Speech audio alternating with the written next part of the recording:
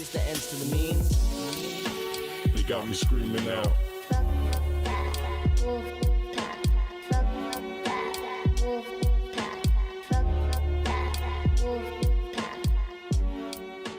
They got me screaming.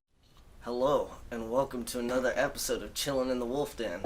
I am Ryan Darris, and this is my messy hair, because it just doesn't want to work with me today. I need to cut it.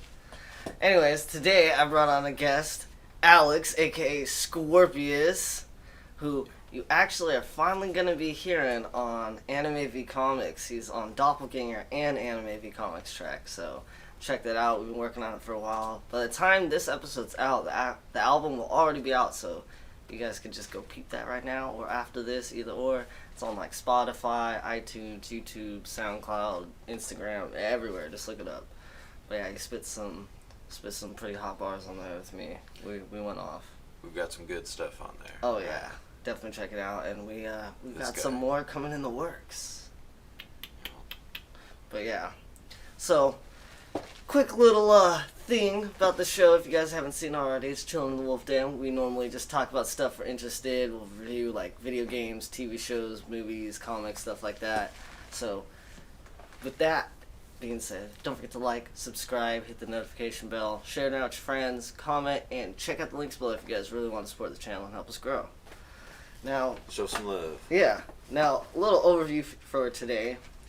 Because I wanted to bring on Alex, found some cool comic book news lately, so we're going to be discussing some comic booky news, superhero stuff. Then after that, we're going to be doing our top 5 heroes we'd like to see elevated. So, without any further ado, let's get into it. So, before I jump into this part, why don't you give me your quick, brief little history of how, like, you got into comic books and just, like, your overall reading them and loving them, superhero stuff, and all that good stuff. Oh yeah, I've kind of always been into comic books and superheroes. My mom put me on to, like, Spider-Man, X-Men are cool, but then the cartoons are coming out when I was a little kid. Mm-hmm. Watched like all of the Spider-Man ones from the animated series in the 90s when it was coming out. Classics. Batman, a lot of the X-Men ones too. I realized rewatching all of them online, I was like, damn, I've seen almost every episode already. I know, right? I was like, I didn't realize I caught so much of it. Yeah, it's crazy to how much those, like, hit into people's childhoods like they did. Like, somebody had owed my dad some money when I was a kid and had paid him off with, like, collectible memorabilia of different stuff. Nice. And I ended up with, like, this big collection of comic books, and I'm like, I've just always loved reading them. And the more I got into, like, especially with Marvel, Mm-hmm. it was like, I was always into, like, had the little superhero complex since I was a kid. No, I feel that for sure. So it was like civil rights movement was my big thing, and then like the metaphors that Stan Lee put into all the characters, Mm-hmm. like X-Men being a whole story on racism. Yeah. And then Black Panther being written as like a positive role model for black kids. Mm-hmm. Yeah, a lot of great messages throughout Marvel, for sure. Spider-Man being the first one to have problems, Yeah. First one, he's like, I want kids to relate to this guy. Most Mm-hmm. kids don't have all this wonderful things going on. Like, Yeah, it's a lot of shitstorm for them. No, I definitely feel that. I had a lot of those same reasonings for loving comics too when I was growing up, and still do. But with that, there's always new things going on and stuff, good or bad. I always get interested and like to kind of see what's going on. So some of the things I found recently in the comic book world, we have a new character. I don't know if you've heard, Spider-Boy. And no, not Amalgam's oh my god. the Amalgam universe. The Amalgam universe, yeah. Combination of Superboy and Spider-Man. Mm-hmm. So have you heard anything about the new Spider-Boy? No. Okay, perfect. Cut on with that one. So yeah, apparently they talked to DC. They asked, "Hey, can we have the rights to use the Spider-Boy name?" And they're like, "Fuck it, I don't care." So like, cool. So apparently Spider-Boy was created by Dan Slott and Humberto Ramos, which, apologies if I says that name wrong, but they're treating him as if he's like the long lost sidekick of Spider-Man, and like he was always there in every moment, but like he's kind of been for comic book readers, it's almost like he was lost in the Speed Force, like Barry Allen after Crisis. Like he's just been missing from time, you know. No one really remembers him, but they're treating him like he's kind of always been there. Kind of like the way they did the Sentry. Yeah, kind of like that. But apparently they dropped him, or he like came out in April 5th, 2023 in Spider-Man number 7. It's pretty recently. And it's funny too, I've been seeing a lot of memes of like people going back to like old comics, like pivotal moments like when Gwen Stacy died or whatever, and they're like photoshopping Spider-Boy in, and so there's like one where it's like, oh, yeah, Spider-Man, just use your web to catch Gwen Stacy. Trust me, it'll work out fine. He's like, okay, Spider-Boy, you've never let me down. And obviously know what happens, so it's like, it's great, the memes that are coming out with it. But I just wanted to get your thoughts. Great. What do you... I mean, obviously, you and I haven't read like any of the issues of what he's done, but just kind of your general thoughts of another Spider character.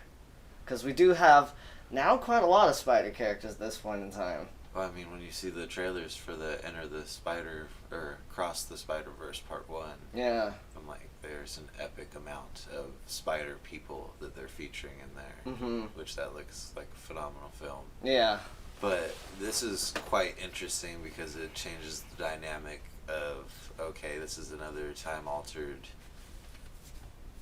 effect upon the 616 universe. Yeah. If this is like being imposed upon the original Spider-Man, then that's like just creates a whole lot of interesting loopholes because there's so much that's already been done with that already. Where it's like, all right, how and why, you know? Yeah. Although I think it's kind of hilarious, the idea of Spider-Man having like a sidekick like right? Robin, like. No, yeah, and that's kind of there's a few issues I kind of have with Spider-Man, and take it that I obviously haven't read or seen. He could be an amazing character. I could end up falling in love with him. But how I feel, regardless of that, is one, we have a lot of Spider characters, and not even counting like alternate universe. I mean, regular, we have Peter, we have Miles, Kane, Ben, Gwen, who comes over all the time, you know, and it's just like there's fucking Silk, and like it keeps going, right? And most of those characters kind of became irrelevant, you know. They like never really stuck, minus a few like Miles and them, you know, but most of them kind of just get pushed to the side and never can really like have a run of their own and whatnot. Then so if you include all the symbiotes. Yeah, like, which I do kind of count them as part of the Spider-Man mythos, you know what I mean? It's like, it just adds to it. And so with that being said, I feel kind of like there's an oversaturation, and it's one of those things. It's like a lot of people bring up like the Bat Family or Flash, and it's like, I think the Bat Family has become too overcrowded, you know what I mean, with how it is. And the Flash is starting to get to that point with me too, where it's just like, I think we're creating too many members that would, you know, they all have the same kind of moniker and power sets and all that. And because of that, I feel like a lot of the, even the regular ones, you know, like they get diminished because of it. It's like we're not just one character, we're a legion of characters. Yeah, and it's kind of, to me, it's like, well then, if you're all amazing, what makes them, you know, this one, like why why is each one amazing? Yeah, exactly. Yeah, so it just kind of creates like a over cluster of characters in my opinion, and it's also, I feel it's a little weird trying to treat him like he was always there. Well, I think what you're hitting at too is that it's basically becoming a cliche unto itself. Each one. So it's like, why should we keep interest in this new one when it's just a retelling of something that we've already seen before? You know, and they're creating their own cycle. Yeah.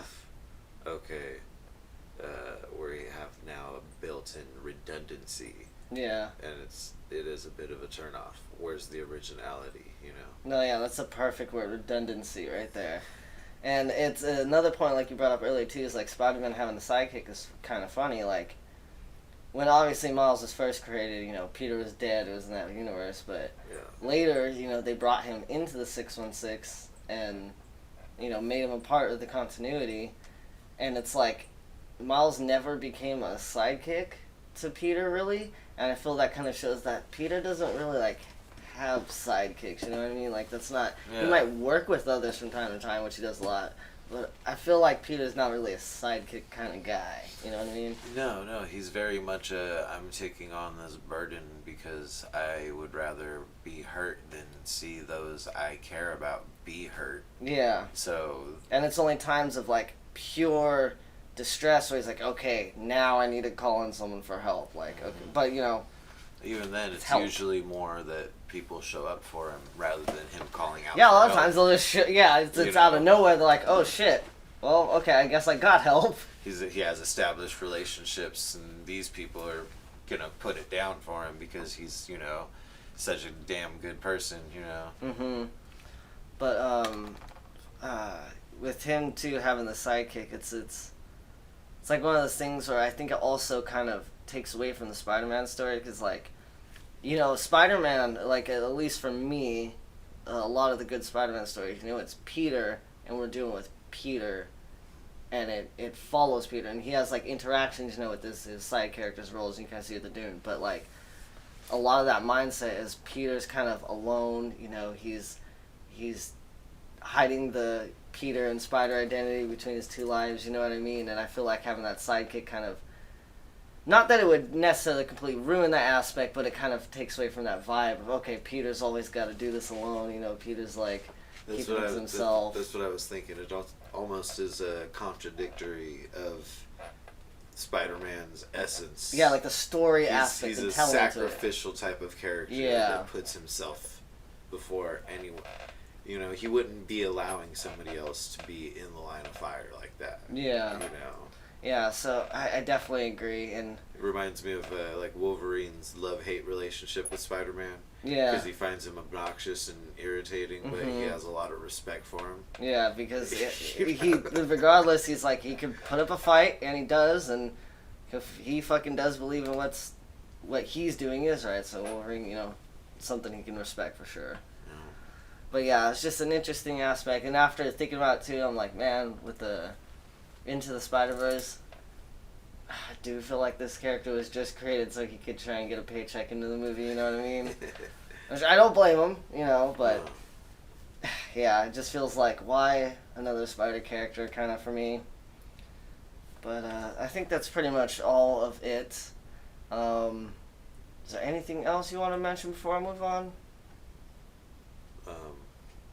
The funny thing is with everything that they do, the original Spider-Man is still the best. Yeah. Even like his more modern, he's had some fumble stories, but at the same time, like his continuous storyline is probably the best one out of all of them. Yeah, he's one of the most beloved, like him, Batman, Superman, like the top 3 superheroes ever, But yeah, I definitely agree that, it's like no matter what, he still kind of stays as the favorite pretty much. Mm-hmm. But moving on, this is kind of like an older thing I was seeing, but I don't know if they kind of continue with it. I didn't keep up, but I seen that they were pushing Spider-Man being with Black Cat. I was curious as you feel about that because I was actually a big fan of the idea, mainly because of the '90s cartoon. That I always loved them together. I do like Mary Jane and him, but I was always like, nah, him and Black Cat, man. Yeah, I was kind of on that. A lot of time they made Mary Jane seem fun, but she also kind of was a bit of a good girl. And well, yeah, that's the thing. I feel like Black Cat's got that bad girl appeal. Yeah, it not even that, but I feel like at least especially early days, like 80s and before, right? She was very much written as just the trophy wife, and even still a lot of times can be written that way. Mm-hmm. But I feel like, with Black Cat, it's a different thing. Like, they always write that struggle of like, oh, yeah, I'm with you, Peter, I'm down with being Spider-Man until, like, shit goes bad, and she's like, oh, this is actually dangerous now, fuck you, versus with Black Cat, it's like, she gets into that shit, so, like, she's about that life, so I feel like it works better for Peter, story-wise, because one, she can keep up with that shit and deal with that shit, and as long, don't fucking write her like they have, write her like you did in the 90s cartoon where it can work. Yeah. And on top of that, with her super abilities and shit too. yeah, on top of that, like, she can, help in battle and actually do shit, and he doesn't have to, like, worry like you would with just, a non-superhero person or vigilante. And I think story aspect-wise for the writers, I hear a lot how it's harder to write, like, the relationship aspect, especially when they're married, because then it's like, oh, fuck, I gotta deal with this other character all the time I do. But if it's, like, someone who's also a superhero, it makes it a lot easier. Yeah. And then you got not just a Spider-Man story, but you got Spider-Man and Black Cat, you could call it the title now. Yeah. And now it's a superhero duo who are also dating, like, dope and hot. Then rather than just being, like you said, a bit of a trophy wife, but also a vulnerability, it can also be more of an asset, to where there are benefits and bonuses. And to bring a more adult perspective into that angle too is like she would be more physically capable of keeping up with him in lovemaking aspects. This is also facts. I imagine he'd have to be careful with Mary Yeah, Jane, he probably has to hold back a lot because he could possibly like murder her. Well, they actually make that whole joke a scene in fucking Jessica Jones where her and Luke Cage have sex, and it's before she knows that he has powers, and he's like, or she also says something like, oh, you could go harder, and he's like, oh, I don't want to hurt you, because she knows he's super strict. But then later they like, after he finds out they're banging and they fucking like break the bed and shit, it's like, he could probably finally let go. Right. But yeah, I've definitely always been for that push, and I hope they kept with it, because I think it would definitely work. Oh yeah. But one of the other things is like, I've always loved Black Cat. Right? Like, she's just a great character, and I feel like just give her a good writer who actually wants to write her good and not always give her the crazy angle, and it's like, she could be a really dope character. Although it hit you with an interesting idea, I've always thought that it would be cool to see her and Daredevil get together. That would be interesting. I could actually see that as a really fun comic right there, seeing that relationship. Mm-hmm. Oh, yeah, okay. That would be a fun one. Actually, continuing that point, because my next thing I wanted to bring up was, if not Black Cat, who else would you like to see Spider-Man with? That would also be, you think, could work in the comics, too. Yeah. Well, the interesting thing with that is that a lot of the characters I would want to think of are X-Men characters, and they're kind of in exodus from the rest of the Marvel universe. Well, you know what? Fuck it. Let's say right say one of them gets written out there, like whoever's I forget who's on X-Men right now, but let's say they talk to him like, hey, can I have this character? Would you be cool with writing them out of dealing with X-Men shit to deal with us? And like, yeah, sure, fuck it, Spider-Man can have her. Who would be your kind of vote then? Well, one idea I think would be interesting that I would throw out there that also kind of connects with my list later would be Psylocke.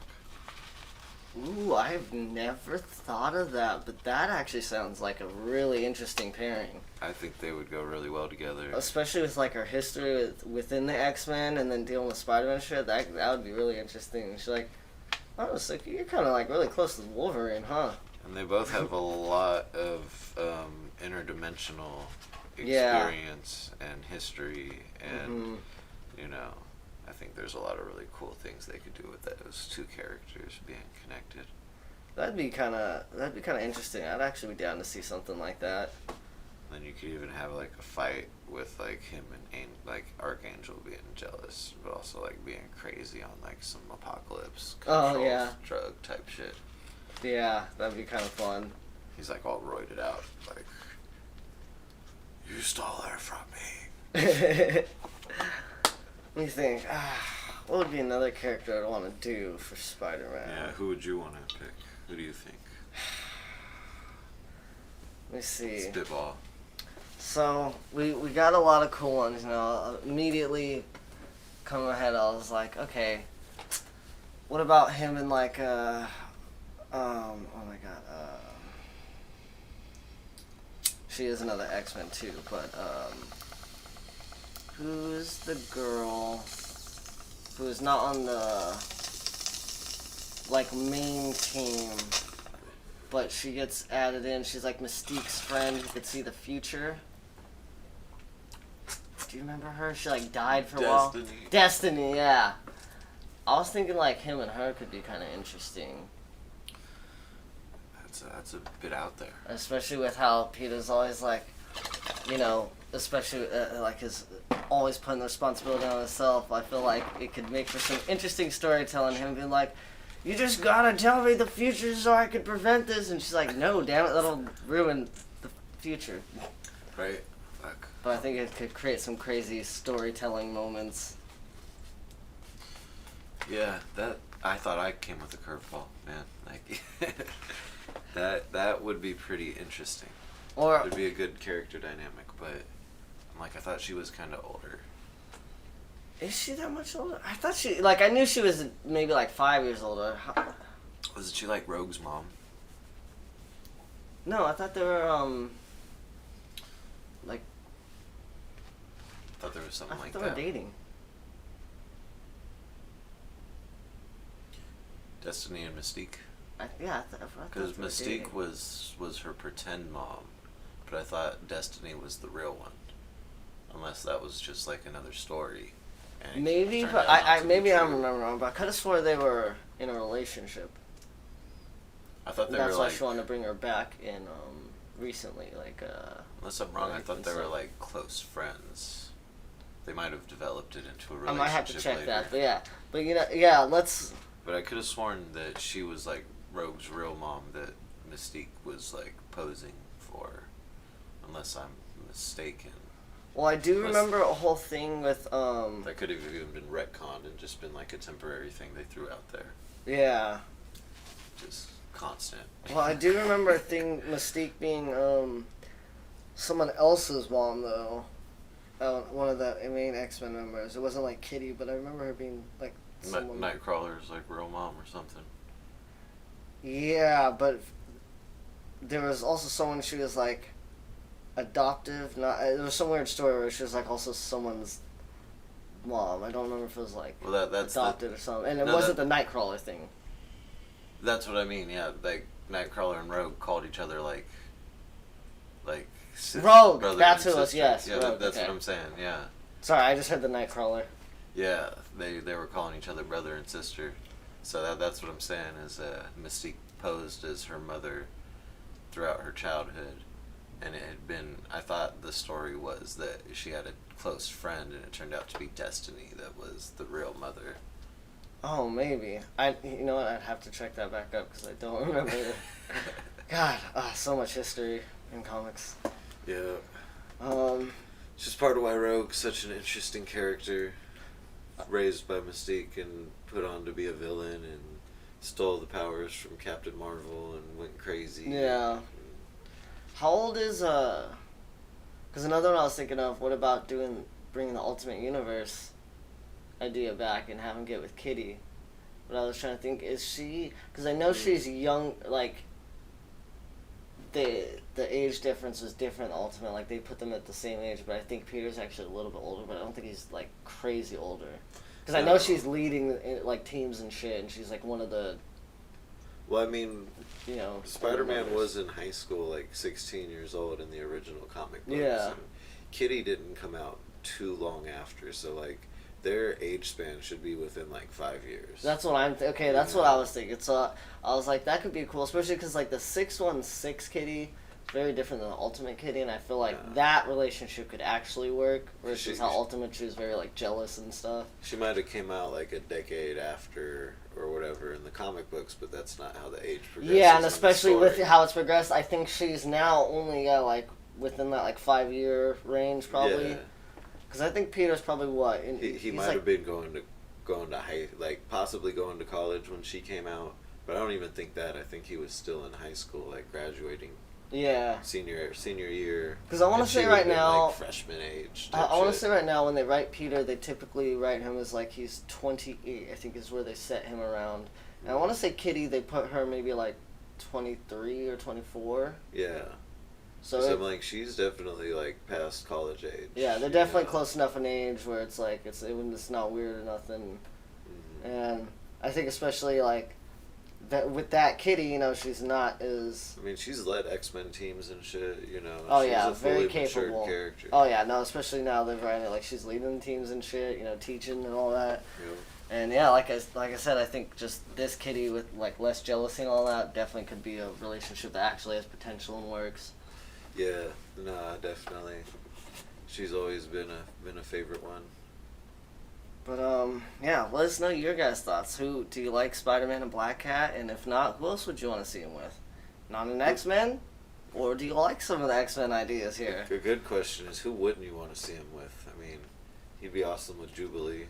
I don't think I'd want to see him with Captain Marvel because she's a bitch and he deserves better.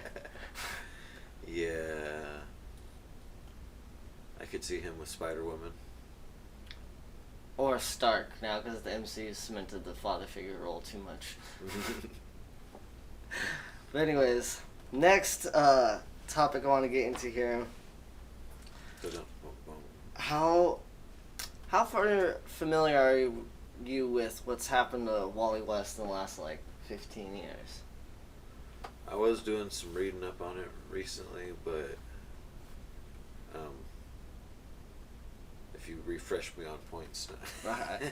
So, Wally, you know, after way back when Flash went missing in Crisis, came Flash, right? Over time, cemented his role as the Flash, became kind of the more favorite Flash in a lot of people's minds, especially with like the Justice League cartoon. Well, the New 52, you know, Barry came back. Wally was now, they swapped into the Black Wally, right? And a lot of people are pissed. Eventually, they're like, okay, we'll bring you back our Wally. We'll say he was lost in the Speed Force, you know, and things changed. And I don't know if you've heard, but Dr. Manhattan ended up being the reason for the New 52. Go through. DC does the rebirth. That's part of their continuity in the Yeah. comic books. They go through the DC rebirth initiative. Things change a little, and within that time, they have Heroes in Crisis, which is a story where you find out it was like a murder mystery, and like they basically created the sanctuary. It was kind of like I'm forgetting the word, but it was like a therapy secret base for superheroes where they could go in, talk about the trauma, and just like get away from life and shit and heal. And while they're there, Wally, I guess like there was something wrong with him where he lost control of the Speed Force in him, and he basically like exploded and killed everyone inside. And so, and part of it was because of editors pushing things. They had, you know, their agendas like, oh, we want these characters in, blah blah. And dude was like, okay, I'll make it work. And so it ended up being Wally, and I don't think like it would have necessarily gone down the way it was, but because of it, it ended up being a character assassination. Most people feel. Yeah, goddamn, it's pretty intense. Yeah, and after that, you find like within Rebirth. I think I did read a little bit on that one too. Yeah, fucking in Rebirth, Barry's like bringing people back from the Speed Force. He has like moments where he's like, oh, Wally, I remember you and all this, and like, you know, Jay Garrick and so all this other crazy shit's going on. Eventually, after all that shit, Wally like goes on some quests and stuff, and I'm kind of, it's been a while, so I don't remember exactly. But basically, he becomes like Dr. Manhattan powered, Blue Wally. He's got the Dr. Manhattan symbol, and he's just doing weird shit. And I think he has like the Mobius hair, and a lot of people just weren't really feeling it. And I think there were some good aspects there, but at the end of the day, I did fall off, so it wasn't good enough to keep me going, you know what I mean? So, with that being said, oh yeah, and I forgot to actually mention, the other character assassination thing, when he came back, because it was a new universe and reboot, Linda was, you know, he wasn't married to her, and his kids were missing, and so the whole time he's like going crazy, like, I need to find my kids, and he's like, he gets kind of written creepy because he's like stalking Linda, and he's always like, oh, I want to be with you, and eventually scares her because he's like, we're supposed to be together, I'm from another universe, and she's like, I don't fucking know you, who are you? And so yeah, they made him kind of a creepy stalker too at some point, so just like, Wally's fallen hard. Yeah. And seems like they've really drug him through the dirt. yeah, and it sucks because I actually do really like Wally, and I don't like a lot of the shit they've done with him lately, and it's kind of sad. But with that being said, like, you know, a lot of things they do keep. It's a slow move, but they do try and move forward in the comics. So, a while back, long time ago, I thought Bart Allen was gonna kind of get the treatment that Wally got at one point, and he'd be like the next Flash. Yeah. I'm starting to think maybe it's Bart's turn, because I've always really liked Bart, and I feel like he just gets, well, he does just get written as like off the side doing nothing, but the way I look at it is Bart originally, like, he didn't have control of his power, if you remember, and he's like vibrating, moving the Speed Force too fast. I feel like that being his intro and concept, you could use that as to maybe he is the fastest Flash, and we all just didn't know it yet, you know? Yeah. And write some cool stories. Tap into some further powers, and then have some fucked up shit go on like that too. Right? And like, you know, give Wally the time to cool off. You know, let him just be quiet for a little bit and slowly start bringing him back with some good stories. Barry's just give him a little redemption, you know. Last I checked, Barry is multiversal Flash, and he was just like saving the multiverse at this point, helping like Earths. So I was like, okay, if he's multiversal Flash, we need a regular Flash, and people aren't happy with Wally right now. And as most people call the Black Wally, they've dubbed him Wallace West. He's like a diverse. Some people like him, some people don't. I don't mind him. I think it's cool. I think he should definitely be his own character, not the Wally, which now they've cemented, like, no, they're two kind of different characters. But yeah, I don't know. I think it's Bart's turn. How would you feel about that? Making Bart the kind of new main Flash, since Barry's multiversal Flash. I think that'd be a good way to take it. I mean, they gotta have somebody step up, and if they're like dragging Wally through the dirt, it's like they're not gonna be trying to put him up front. He's gonna need to go a long way before they want to bring him up and put him on a pedestal like that. Yeah. So it seems like the obvious choice, but also just like the best choice, you know? Yeah. Yeah, I don't know who in DC's got it out for Wally, but dude, stop hurting my boy. It's fucked up. No one likes it. But yeah, that's kind of all the comic book discussion stuff we had for today. Watch him take it back to the 80s and it becomes a drug addict. Oh god. Let us know your guys' thoughts in the comments below. Would you want to see Bart be the next Flash? Do you think they should just fix Wally, or just keep on keeping on with Barry? But moving on, today we're going to get into our top 5, which is top 5 heroes you'd like to see elevated. And by that, just a little rundown for you guys of what that means. It's like, you have Batman, Superman, Wonder Woman, Spider-Man, you know, those are like your big heroes everybody knows, you know. And then you have like your lesser heroes, who are like your B-listers and C-listers. We're talking about those lower characters, you know, it could be like a complete D-lister no one's heard of at all, or it could be like, you know, a B-lister like Green Arrow or something, but characters you'd like to see kind of put more in the forefront and become like a main role in their universe. So real quick, I'm going to get into my honorable mentions here. I got Moon Knight, which didn't make the list just because he is one of my favorite characters, but he did get a show, so he is a little more known now. Sleepwalker, Spider-Man 2099, and Spider-Man Noir. But that's because those are like two of my favorite alternate men. But getting into my top 5. Number 5, I got Legion from the X-Men. Super OP character, super crazy. He's got multiple personalities, and each personality has their own set of superpowers. But I think he could become a really interesting character if they maybe don't take like the, oh god, he's got to fight the, like, you know, the whole universe is going to be destroyed, and then they instead just write some more like personal comics where he's like just dealing with his mental health, but he's just doing some crazy reality warp and shit, you know, like falling into his dreams or something, doing something like that. But he's a really interesting character who I think could come out with some pretty cool stuff for like movies and TV shows if you just get some really good writers on it, you know. But he's definitely one I like to see elevated. Super interested in him for a long time, and he's had some pretty cool stories, especially his whole connection with Charles being his dad and stuff. But at number 4, Absolutely. I love the show they did on him. yeah. I've always been a big fan of his character. I love that show. I definitely would like some. I think the way they were doing that was great. That's the kind of stuff I want to see. I'd love to see him in the MCU as like in the forefront. Right? Oh gosh. Oh my god, a Legion movie would be dope. But yeah, get into my next one. At number 4, we got another reality warper. And that's Franklin Richards of the Fantastic Four. Now,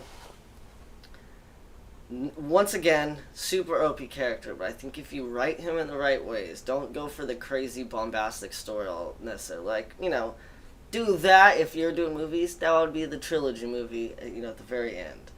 But do some, like, really tight personal stories. He's just, like, learning to control his reality warping type stuff, and he is his own problem within the movie or comic, I think he gets some really sick stuff like that. And just, same kind of reasons as Legion. But at number 3, I got Darkhawk. Another pretty obscure Marvel character. I'm not super familiar. I haven't read a lot, but I've always just been interested in his look. I had, if you remember those, like, 90s Marvel cards I had all those, and fucking I remember seeing him and just became super interested and, like, looked him up on, like, Wikipedia and stuff and find whatever little comics I could find online. But, his whole thing is, like, his power is based off this, like, crystal he has. And I think with the way MCU does the, like, little changes to fit within the thing, I think he'd be a cool addition if you adapted his crystal to make it really connected to the S.A.R. and have him deal with kind of the X-Men stuff, and he becomes kind of like, not an X-Men, but he's within that realm where it exists, but he's doing his own kind of thing, but from time to time kind of gets put in with them because of the S.A.R., Yeah. But I think it's super dope, and, like, with, like, the way they revamped Falcon, I think Darkhawk with the MCU treatment could become a really fucking dope character. And he's always had such a sick design. Make him more of a cosmic character. Yeah. That'd be pretty dope. But, my next one, whole reason I kind of brought up earlier, Bart Allen, Kid Flash, Impulse, he's been kind of known as both. One of those characters I always thought was going to get, put up there more, kind of get that Wally West treatment, become the new Flash, and then just kind of fell off on the wayside and disappeared. He's comes in from time to time, but he's never, like, really that important. But I really liked how they, like, brought him into Young Justice. I don't know if you watched that cartoon. They brought him in there and they made him, like, pretty cool and stuff. He kind of took over Wally's position on the team after a while. And he's just always been super interesting. Like, him coming from the future, he's kind of got, like, the reverse Flash kind of vibe, but, on the side of good. So I think he could be written for some pretty interesting aspects, especially if you put him on that kind of higher tier role. Yeah. And then my number 1, even though he has been elevated because of his show, that's Green Arrow, my favorite character. I think he needs to be put on the fucking Batman, Superman, Wonder Woman status quo. It's the reason I would really like Oliver, and I think he should be on that level, is he's Batman, but willing to kill it sometimes, and less paranoid. So I think how Superman and Wonder Woman are kind of a contrasting characters to each other. They're both, like, the superpowered ones from another place. I think Batman and Oliver would kind of represent that thing, and that's why I think he should be kind of elevated on that. And just, like, we have so many superpowered characters. Very rare that we get one who's just a normal dude, super trained. And I don't know, I think he should be elevated onto that level. But that's my top 5. Run it back real quick. I got at number 5 Legion. I got Franklin Richards at number 4. I got Darkhawk at 3. Bart Allen at 2. And Green Arrow at 1. Now, let's hear your list. My turn. Yes, sir.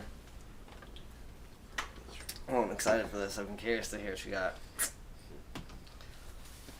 Yeah, and I did pick all comic book heroes, but it wasn't just comic book heroes, so you might hear something that isn't. This should be a good one. So I do have a few honorable mentions because I kind of wanted to go for a little diversity. Nice. But honorable mentions would be, which is interesting, you brought up Legion, because X-Man was one of the characters I wanted to put on there. Ooh, okay. I was always a big fan of his idea and character, especially being such a big fan of like the Age of Apocalypse and everything. I definitely agree with that. So I was like, I would love to see just him more prominently featured in like relevant and like some kind of crisis event, like because he's on that level of epic power proportions. Yeah. Yep, I agree with that. And then Archangel was the other honorable mention. Nice. But Those are definitely two dope characters. I like both those getting elevated. and here we go, number 5, which I went with this one because I wanted to feature another DC character, and I wanted to feature some females too, but also it's one that's been more prominent in some of the comic books, but they had a movie in the past that was like the big flop and haven't really had an opportunity since. But Supergirl, which Yes. as much as most people who are even like fans of campy things and things that people consider bad, like most people don't like her movie that came out like, what was it, 1980 or something. Yeah. However, she did get a little bit more love after a show came out. Rough start, but got a lot better, I heard. I haven't watched it personally, but I kind of loved the movie though. yeah, I Everyone remember you telling me that. hates. So I'm like, I'd like to see It's like her. Frank with the Adam West. Which maybe, you know, after in the Flash movie they have a version of Supergirl, but you know it's a different one. But you know, They actually are. I don't know if you heard. They're coming out with Supergirl, Woman of Tomorrow movie, which that comic was. It was supposed to win an award, and they say they only did it because they never picked comic books. oh really? It was that good. Yeah. And I read it, actually loved it. It's a really good, not just coming of age story, but positive, like, for like young women to read. You know, like good for you know, little girls of all age. You know, 5 to like adults. You know what I mean? Like it's super positive and just like really mature story too. Yeah, absolutely. That sounds pretty awesome. I'm like, Yeah, glad to hear it. that movie's Shit. gonna be dope. I'm so excited. Yeah, and then on number 4, I got Psylocke from the X-Men. Like I said with the Spider-Man Shout out to the women relationship. heroes. Because I'm like, she's one that I feel has always been underutilized because of her connection to the multiverse and different things She's that got such a she's dope power set. experienced. Yeah, her powers, her brother being one of the Captain Britain Corps, Yeah. who are basically like the interdimensional police system inside the Marvel Universe. Badass for a lot martial of the artists. history, you know, like, and all of her history with everything she's gone through, I feel like she's only gotten more and more powerful and grown with more and more diversity and like has a really interesting character. And I'd like to see her story really be told, both like in the films and to have her be a little bit more prominent and relevant inside the overall story that they've got going on. Yeah, I hope she gets like the Falcon treatment, where like they really try and bring her up in the MCU.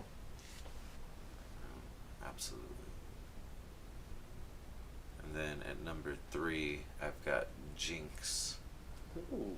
from the Age of Apocalypse X-Men storyline in the 90s, who was brought over into the main continuity of the 616 with her portal powers, with the crystals she creates being given an extent of power to where she was able to like actually access interdimensional travel as well. Damn. She's like, I feel somebody who has had always a lot of potential. She's really interesting. She's got this crazy like alien look about her, and she's kind of like got this balance between like being frail and scared, kind of having insecurity and anxiety coming from the war-torn existence of the Age of Apocalypse that makes her really interesting because of her unique power set and how actually like powerful she is. You know, I actually don't know much about Jinx, but that actually be a great idea after everything you just said right there. I'm definitely for that pick too. She's kind of a badass, you know. I'm definitely one who I feel has been underutilized since the end of Age of Apocalypse, even though she has at least been carried over and featured to an extent, you know. Alright.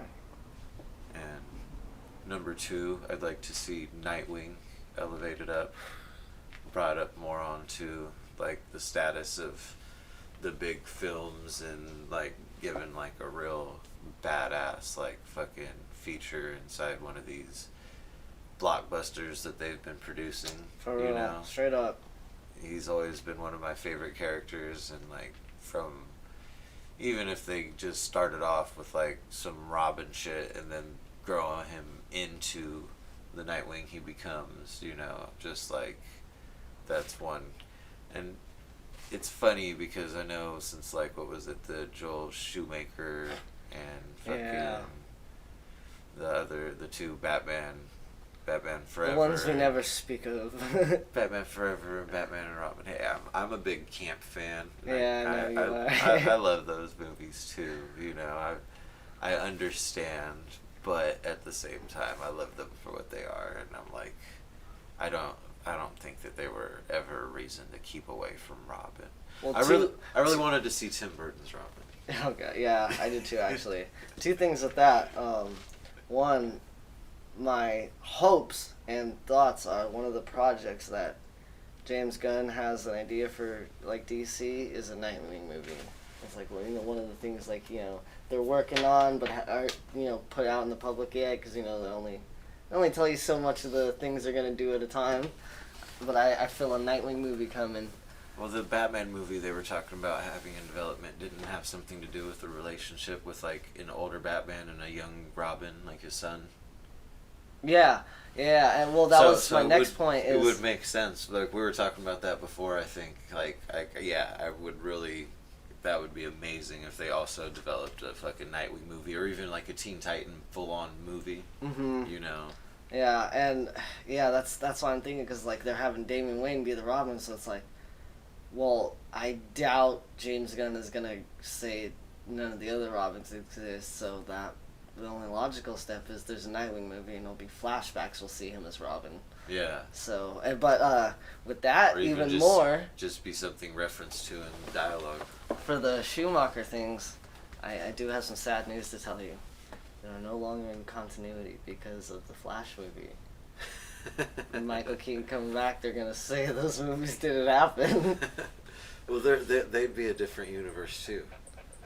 Oh yeah, no, most definitely. But they're now no longer as part of the. Even they were supposed to be the continuation of the Tim Burton ones. They're now technically its own thing. I never, you know, like.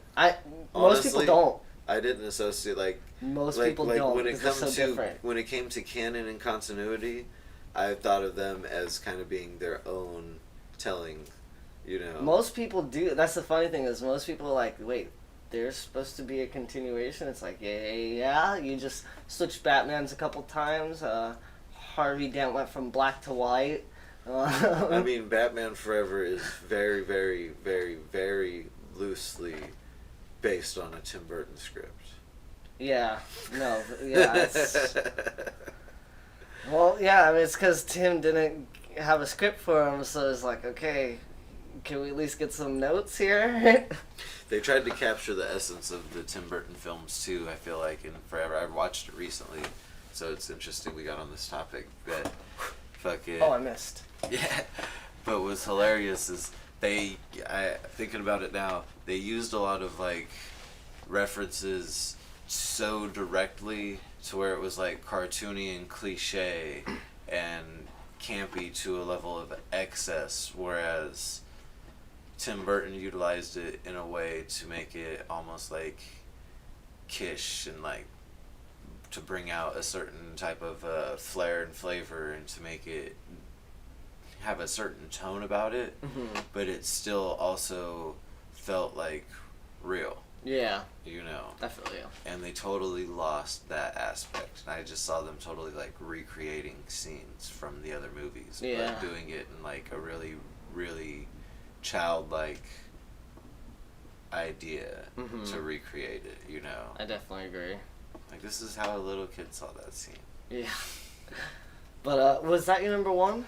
That was number 2. Number 2, okay. One more then. Number 1, Bum, bum, bum, bum, bum, bum, bum. Another Marvelite, another of the X-Men roster. One of the originals who I feel like has never been prominent enough given the wide capacity and depth of their power. I know who this is. But Iceman. Yeah, I knew Mr. it. Bobby Drake. I definitely feel like he's one that should be more relevant to a lot of bigger scale events and more relevant and prominent in the events he's even featured in, because they always have him as more of a backdrop character when he's somebody who can easily influence the tide of many of the battles they're in with like little effort, really. Yeah. You know, and they don't ever really present him. There are moments where he shines, but those are only those moments. Yeah. You know, like in I agree. like in the Ultimate War when X-Men and the Ultimates were going at it, and he fucking rode a tidal wave of ice into Manhattan and covered the entire city with ice and froze out all of their freaking radar, sonar, and network connectivity. You know, totally fucked over Iron Man. Yeah, he's definitely powerful, that's for sure. That's a good list. I'm down with that. Yeah, put Bobby Drake up there. You know.